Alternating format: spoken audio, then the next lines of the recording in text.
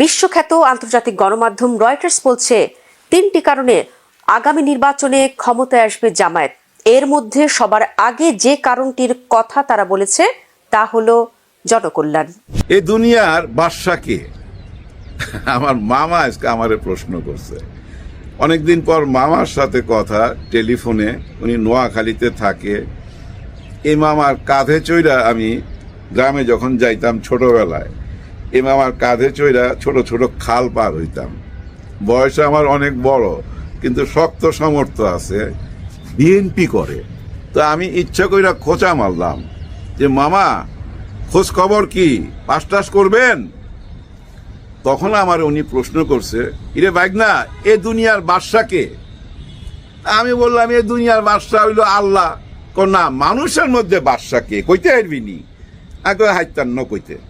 এই দুনিয়ার ওই বাদশা হইল হাতে যে মিয়ায় তার মা বাবার সেবা করছে, মা বাবার গোলামি করছে, হাতে হইল এই দুনিয়ার বাদশা আল্লাহর চোখে।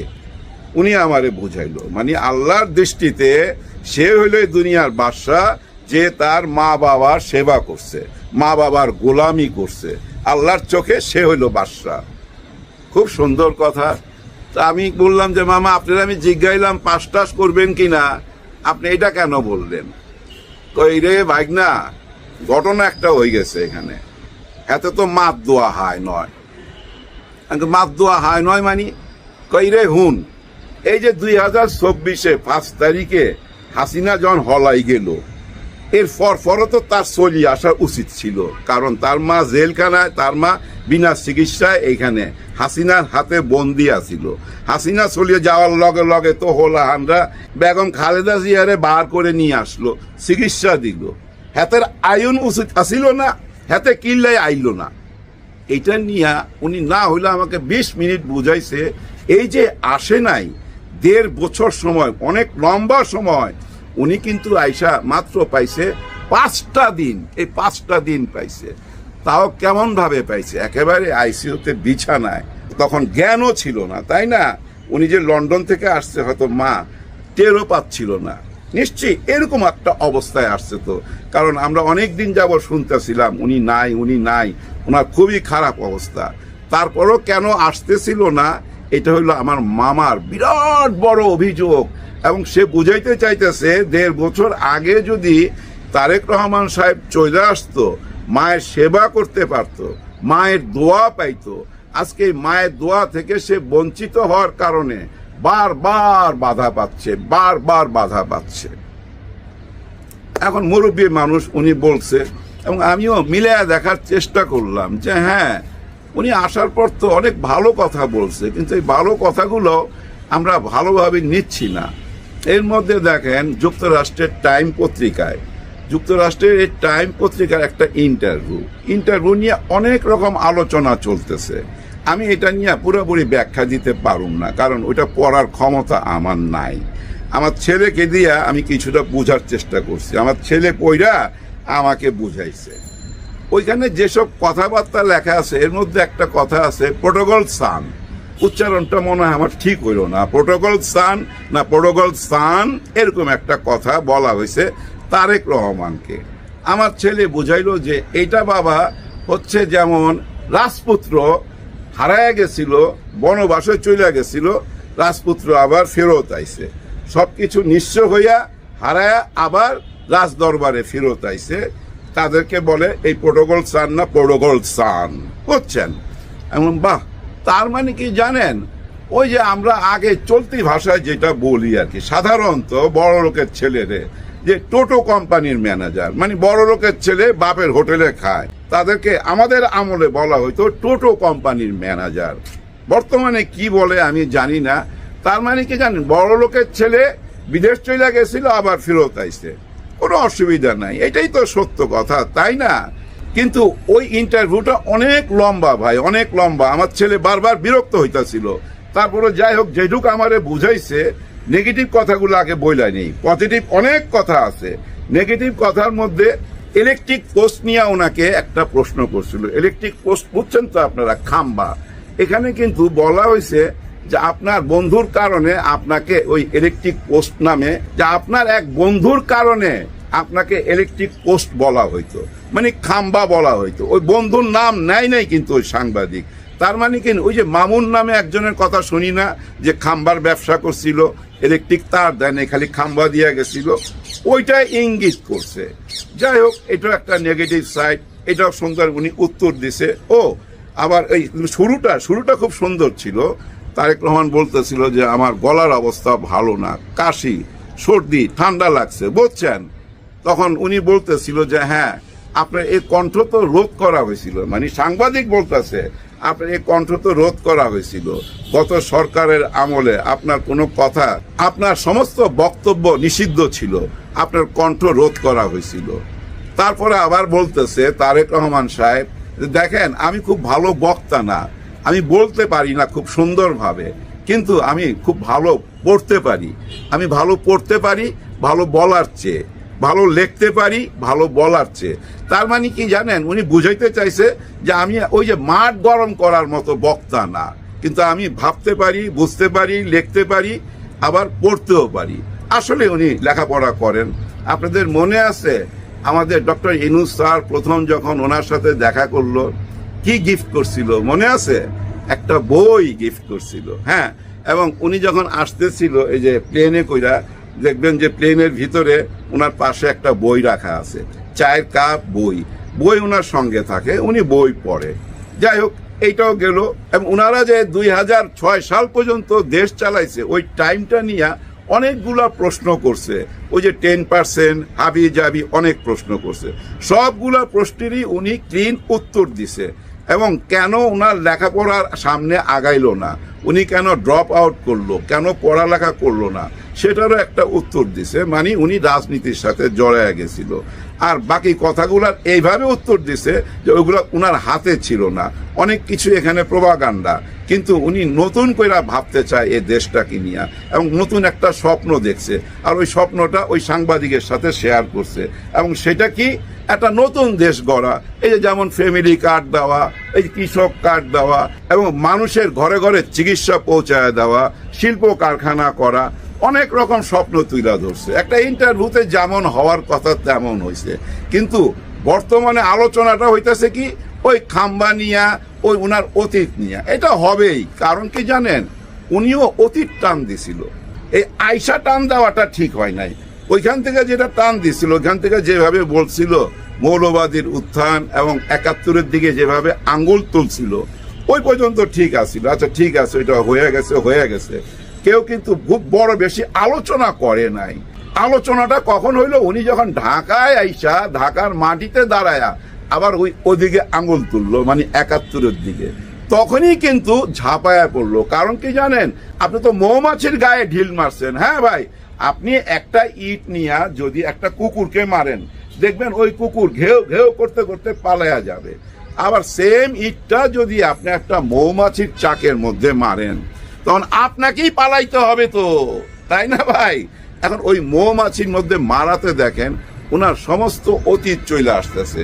এই যে যুক্তরাষ্ট্রের টাইম পত্রিকায় অনেক পজিটিভ সাইড আছে, কিন্তু ওই পজিটিভ সাইড নিয়ে আলোচনা হচ্ছে না। ওই যে 3-4টা নেগেটিভ সাইড, খাম্বা, প্রটোকল সান, আবার ওই যে লেখাপড়া ড্রপ করলো কেন, হাবি জাবি, হাওয়া ভবন, এগুলা নিয়ে এই 4-5টা ব্যাপার সামনে তুলে আনছে। কিন্তু অনেক পজিটিভ কথাও আছে, সেগুলা সামনে আসতেছে না। কেন আসতেছে না? কারণ শেখ হাসিনার সেই বলিটা উনার মুখ থেকে শোনার পর পুরা দেশের মানুষই হতাশ হয়েছে। আমি তো মনে করি বিএনপির মধ্যেও অনেক ভাই ব্রাদার হতাশ হয়েছে। যদি হতাশ না হবে তারা দল ছাইরা আসলো কেন? যদি হতাশ না হবে তারা বিদ্রোহী প্রার্থী হইল কেন? বিদ্রোহী প্রার্থী 1-2 না ভাই, 90 জনের উপরে বিদ্রোহী প্রার্থী। সামাল দেওয়া বিরাট ব্যাপার, তো সামাল দেওয়া যাবে না। এই বিদ্রোহী প্রার্থীদের ভাই বহু রকম যুক্তি আছে। বিশেষ করে আমি একজনের কথা বলি, যেমন রুমিন ফারহানা। দেখেন, যে যেভাবেই আপনারা সমালোচনা করেন না কেন, কোনো আপত্তি নাই আমার, কিন্তু একটা সত্যি কথা তো বলতে হবে। গত 15-16 বছর টক শোতে আর কাউকে দেখছেন এমন ভাবে প্রতিবাদ করতে এবং সংসদে দাঁড়ায়া অবৈধ সরকার বলতে কাউকে দেখছেন? দেখেন নাই। উনি কিন্তু বলতো, কিন্তু উনি কেন জায়গা পেল না? কারণ কি? এর পিছনে ভাই অনেক বড় একটা স্টোরি আছে, ওইটা নিয়ে আরেকদিন আলোচনা করা যাবে। কিন্তু ওনাকে না দেওয়াতে অনেকে মনক্ষুণ্ণ হয়েছে ওনার এলাকার। ঠিক তেমনি এই 90টা আসনের দিকে তাকান, 90 না 92টা মনে হয়, এই বিদ্রোহী আসনগুলোর দিকে তাকান, যারা বিদ্রোহ করছে, যারা স্বতন্ত্র প্রার্থী হয়েছে, এই আসনগুলোর দিকে তাকান। জুলুমের শিকার হয়েছে, জেল হয়েছে, এবং এদের নামে অনেক মামলা আছে। এরা ঘরে ঠিকমতো থাকতে পারতো না। এদেরকে কেন বঞ্চিত করা হইলো? এদেরকে বঞ্চিত কইরা দেখেন, ঋণ খেলাপিরা যখন ইন করে তখন ওই দলটা নিয়ে বিরাট প্রশ্ন উঠে না? উনার দলের ভিতরের লোকের ভিতরই তো প্রশ্ন। বাইরের দলের কথা বাদ দেন, আমাদের কথা বাদ দেন, ওনার যে নিজের বিএনপি যারা করে তারাই তো প্রশ্ন তুলতেছে, তারাই তো আঙ্গুল তুলতেছে, তাই না? এখন ঘরের ভিতরে এরকম একটা অশান্তি নিয়ে আর 12 দিন পর নির্বাচন, সেই নির্বাচনের সুফল কতটা বয়ে আনবে আপনারাই ভালো বলতে পারবেন। দেখেন, এই যে টাইম পত্রিকার যে প্রচ্ছদটা দিচ্ছে, এই প্রচ্ছদও কিন্তু একটা ইঙ্গিত করে। এই প্রচ্ছদটা দেখেন, খুবই চিন্তিত উনি, হ্যাঁ খুবই চিন্তিত। এটা যদি একটা হাসি মুখ দিত তাইলে কিন্তু অন্যরকম ফলাফল হইতো। ওই চিন্তিত মুখ দেখা আর ভিতরে ওই কথাগুলা দেখা মানুষ ওই কথাগুলা নিয়ে আলোচনা করতেছে, খাম্বা টাম্বা হাবি যাবি। কিন্তু উনি যে আরো সুন্দর সুন্দর কিছু কথা বলছে দেশ গঠন করার জন্য, দেশ নিয়ে উনি কি ভাবে, কি স্বপ্ন দেখে, ওইটা আলোচনার মধ্যে নাই। আসলে হয়েছে কি জানেন, প্রত্যেকটা জায়গায় বাধা কেন আসতেছে? আমার ওই মামার কথা মনে পড়তেছে আমার, যার জন্য বলছি আপনাদের সঙ্গে শেয়ার করব। উনি যদি 15 মাস 16 মাস আগে আইসা ওনার মায়ের সেবা করতেন, তাহলে না আমি মনে করি অনেক বড় একটা দোয়া পাওয়া যেত। আর সবচেয়ে বড় দোয়াটা কি থাকতো জানেন? উনার মা যখন থাকতো তখন কিন্তু উনি যে কথাটাই বলতো ওইটাই পজিটিভ হয়ে যেত। কারণ কি জানেন? উনি হলো মেইন চেয়ারম্যান, আর উনি হচ্ছে ভারপ্রাপ্ত চেয়ারম্যান, মানে তারেক জিয়া ভারপ্রাপ্ত চেয়ারম্যান। আসলকে বেগম খালেদা জিয়া সুস্থ থাকুক অসুস্থ থাকুক যেভাবেই থাকুক, ওনাকেই তো সবাই মাইনা নিছে না ভাই? এই যে 15-16টা মাস এই 300টা আসন কিন্তু গুছাইতে পারতো। হ্যাঁ ভাই, যেটা যেটা প্রবলেম হইতো ওনার মা সামনে আইনা বসাই দিত। যেখানে যেখানে প্রবলেম দেখতো, মনে করেন এই 2-3টা আসনের প্রবলেম, ওই 2-3 জনের আইনা যদি বেগম খালেদা জিয়ার সামনে বসাই দিত, তখন কি ওই 2-3 জন বিদ্রোহ করতো? নিশ্চয়ই না। আবার এই যে এখন যারা ঋণ খেলাপি ইন করছে, এই যে এখন যে যারা ঋণ খেলাপি ইন করছে, এরা কি ইন করতে পারতো? নিশ্চয়ই ইন করতে পারতো না। বেগম খালেদা জিয়া নিশ্চয়ই বাধা দিত, বলতো অবশ্যই না, এদেরকে ইন করাবি না। এদেরকে ইন করাইলে জুলাইয়ের গণ অভ্যুত্থানের সাথে গাদ্দারি করা হয়। কারণ জুলাইয়ের গণ অভ্যুত্থান তো হয়েছিল এইসব চোর বাটপাদের জন্য, তাই না ভাই? আরো কি পরামর্শ দিত জানেন? এই যে হ্যাঁ আর না ভোট নিয়ে গত একটা বছর যেভাবে চা পান কফি খাওয়া হয়েছে, এটা হইতে দিত না, বন্ধ করে দিত। প্রথমেই বলতো যে হ্যাঁ ভাই, আমরা জুলাই গণ অভ্যুত্থানের সাথে আছি, ওই হ্যাঁ ভোটের সাথে আছি। এটা নির্বাচন কইরা নির্বাচনের মাধ্যমে জানার কোনো দরকার নাই, এখনই হ্যাঁ বইলা দিলাম। তারেক রহমান সাহেব যদি 5 তারিখের পর 8 তারিখে মনে করেন যে ডক্টর ইউনূস স্যার যেদিন আসছে পরের দিন যদি চলে আসতো, বেগম খালেদা জিয়াকে পাশে নিয়ে উনি পুরা দলটাকে গুছাইতে পারতো ভাই, পারতো না?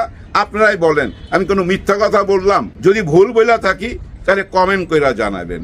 উনি বিরাট একটা শক্তি পাইতো ভাই যদি আজ থেকে 15-16 মাস আগে আসতো।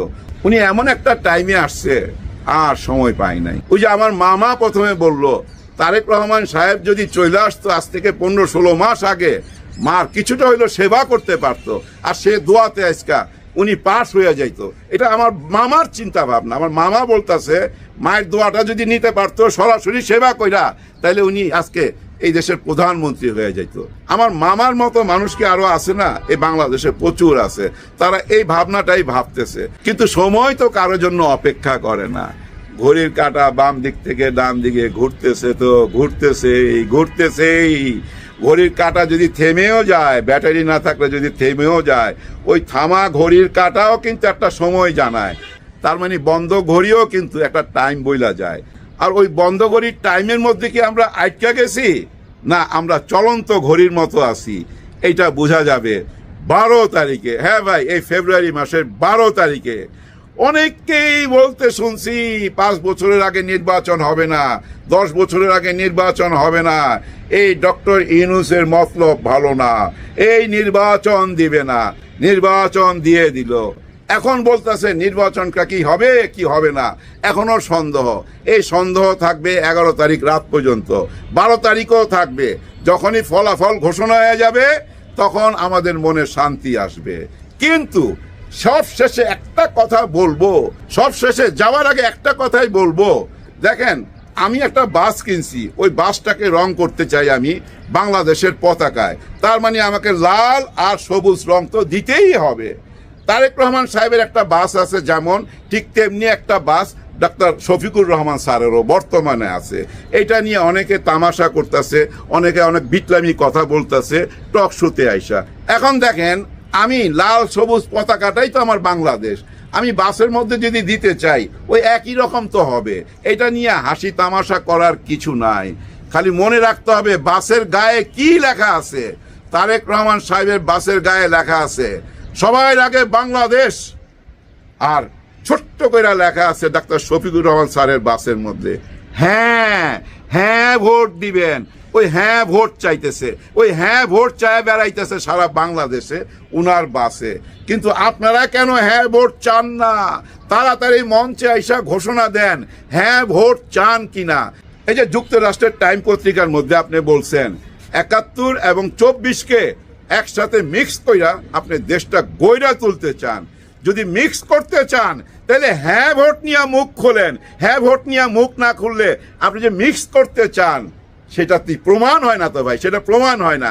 টাইম পত্রিকার একটা জায়গায় উনি নিজেই বলছে যে 24 আর 71-কে একসাথে নিয়ে, হ্যাঁ ভাই, হাতে হাত মিলাইয়া উনি দেশটাকে গড়বে। তাহলে হাতে যদি হাতই মিলাইতে চান তাহলে হ্যাঁ ভোটের ব্যাপারে নিশ্চয়ই আপনি একটা নতুন বক্তব্য দিবেন হ্যাঁ ভোটের পক্ষে, এটা আশা করি। যদি হ্যাঁ ভোট নিয়ে মুখ না খোলেন তাহলে ভাই ওই যে সবাই, ওই যে আনন্দবাজার পত্রিকা, আপনি যেদিন আসেন আনন্দবাজার পত্রিকা যা কিছু লেখা হয়েছে এগুলো নিয়েই মানুষ আলোচনা করবে, নেগেটিভটাই খুঁজে বাইর করবে, পজিটিভ চিন্তায় আসতে পারবে না।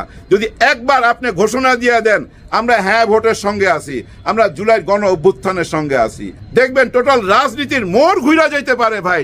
আপনি যদি একবার আইসা সামনে বইলা দেন আমরা হ্যাঁ ভোটের সঙ্গে আছি, আমরা জুলাই গণ অভ্যুত্থানের সাথে আছি, আমরা 71-এর সঙ্গে আছি, 24-এর সঙ্গে আছি, একদম ক্লিয়ার কাট পরিষ্কার যদি বইলা দেন মঞ্চে দাঁড়ায়, দেখবেন রাজনীতির মোড় ঘুরা যাইতে পারে। এখনো সময় আছে, রাজনীতির মোড় ঘুরাই দিতে পারেন আপনার একটি বক্তব্য দিয়া। সেটা কি? আমরা হ্যাঁ ভোট চাই। সবার জন্য সবাই দোয়া করবেন। আল্লাহ হাফেজ।